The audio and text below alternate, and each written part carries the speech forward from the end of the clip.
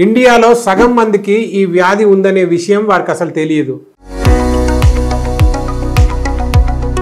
నమస్కారం. మన దేశంలో ప్రతి 10 మందిలో 6 non alcoholic fatty liver disease సమస్యతో బాధపడుతున్నారు.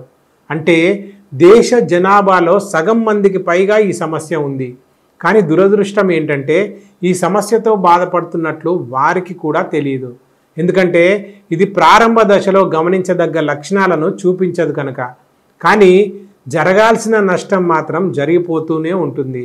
అదే liver damage, liver cancer, liver cirrhosis వంటి వ్యాధులకు దారితీస్తుంది. ఇక్కడ మీరు తెలుసుకోవాల్సిన విషయం ఏమిటంటే ఈ సమస్యను తగ్గించుకోవడం మీ చేతుల్లోనే ఉంటుంది. దానికోసం చిన్న చేంజెస్ చేసుకుంటే సరిపోతుంది. ఫలితంగా ఈ సమస్య ఇంట్లోనే తగ్గిపోతుంది. ఆ చేంజెస్ ఏమిటో తెలుసుకోవాలనుకుంటే వెంటనే మా ఛానల్ని సబ్స్క్రైబ్ చేసుకొని ఈ వీడియోను చివరి వరకు చూడండి. ఈ జాగ్రత్తలు పాటించడం వల్ల మీ non alcoholic fatty liver disease తగ్గిపోవడమే కాకుండా ఈ వ్యాధి బారిన పడకుండా కూడా కాపాడుకుంటారు. Non alcoholic fatty liver disease NAFLD అనేది కాలేయంలో అదనపు కొవ్వు పేరుకుపోవడం వల్ల వచ్చే సమస్య. ఇది ప్రధానంగా అధిక బరువు, ఇన్సులిన్ రెసిస్టెన్స్ మరియు మెటబాలిక్ సిండ్రోమ్ వంటి జీవక్రియ కారణాల వల్ల వస్తుంది. తరచుగా నిశ్చల జీవన శైలి మరియు పేలవమైన ఆహారపు అలవాట్లు ఈ కారణాలకు దారితీస్తాయి. అలాగే అధిక చక్కెర మరియు అనారోగ్యకర కొవ్వులు గల పదార్థాలు మరియు ప్రాసెస్ చేసిన ఆహారాలు తీసుకోవడం కూడా వీటితో ముడిపడి ఉంటుంది. వీటితో పాటు టైప్ 2 డయాబెటీస్, అధిక కొలెస్ట్రాల్ మరియు అధిక రక్తపోటు వంటి ఇతర కారణాలు కూడా ఉంటాయి. అలాగే జన్యు కారణాలు మరియు ఏమైనా మందులు లివర్లో పేరుకుపోవడం వంటివి చాలా అరుదుగా ఈ సమస్యకు కారణమవుతుంటాయి. కానీ తరచుగా అయితే ఆహారపు అలవాట్లు మరియు జీవనశైలియే ఈ సమస్యకు తెరలేపుతాయి. కాబట్టి కొన్ని రకాల చేంజెస్ చేసుకోవడం చాలా ముఖ్యం. నాన్ ఆల్కహాలిక్ ఫ్యాటీ లివర్ డిసీజ్ను తగ్గించడానికి మీరు చేయాల్సిన మొట్టమొదటి మార్పు ఆహారం. నాన్ ఆల్కహాలిక్ ఫ్యాటీ లివర్ డిసీజ్ని కంట్రోల్ చేయడంలో ఆహారం కీలక పాత్ర పోషిస్తుంది.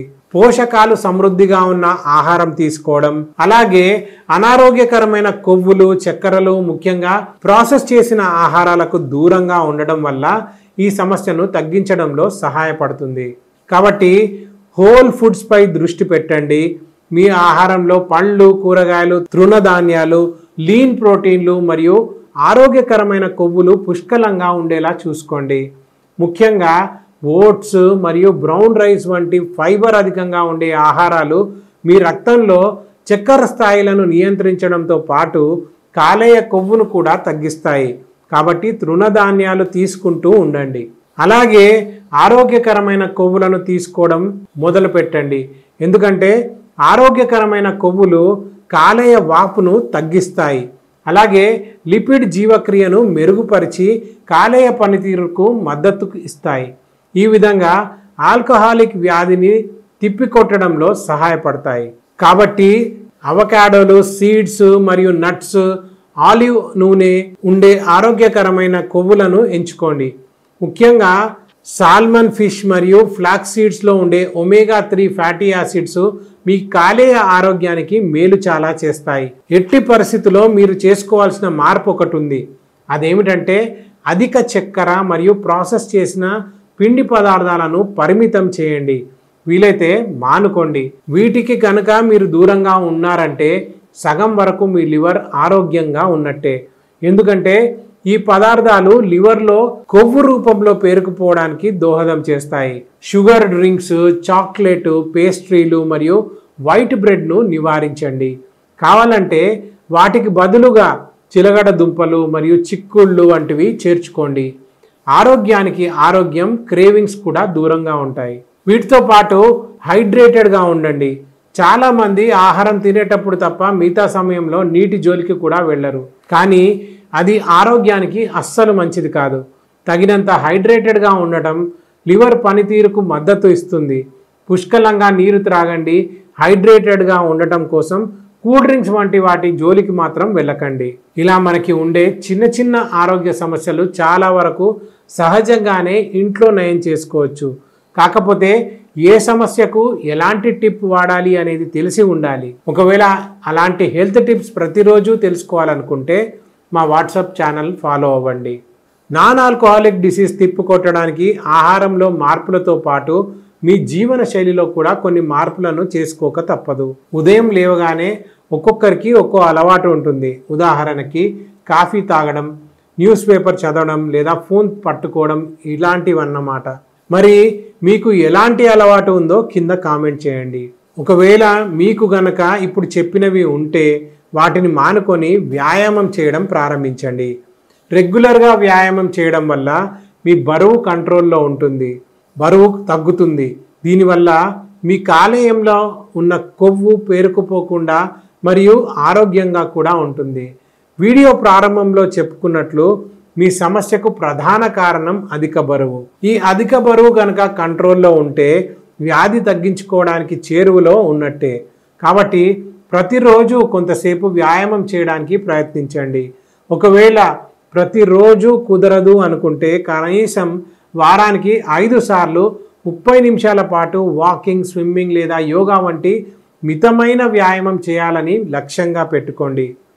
ఇంకొక విషయం, ప్రత్యేకంగా పర్యావరణ కాలుష్యానికి మరియు పురుగుల మందు వంటి హానికర పదార్థాలకు ఎక్కువగా బహిర్గతమయ్యేవారు దయచేసి మీరు ఈ టాక్సిన్స్ను నివారించండి.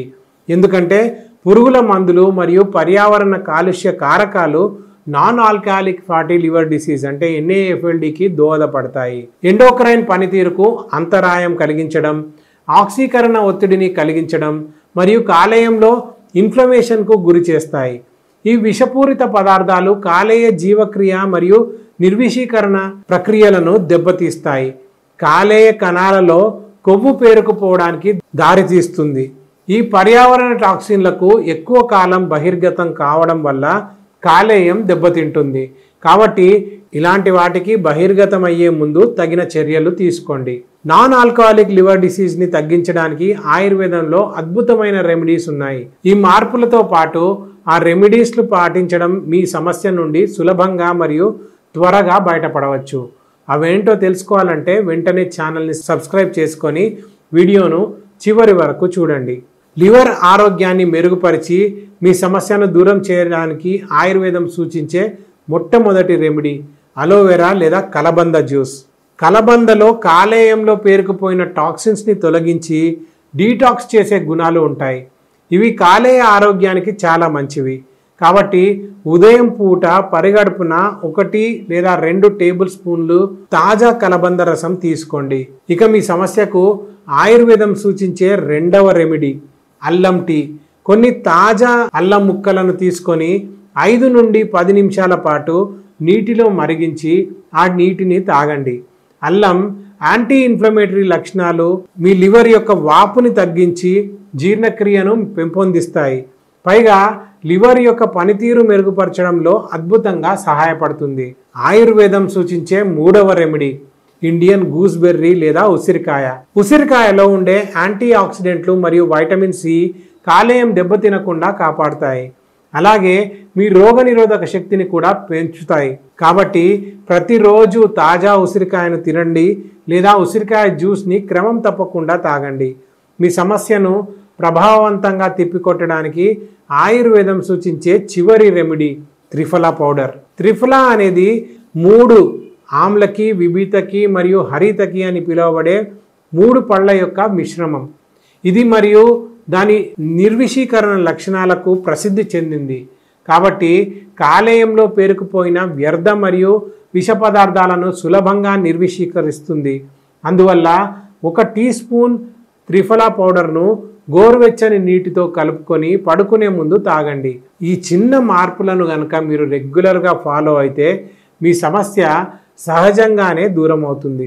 కాబట్టి వీటిని క్రమం తప్పకుండా పాటించడం కోసం కట్టుబడి ఉండండి.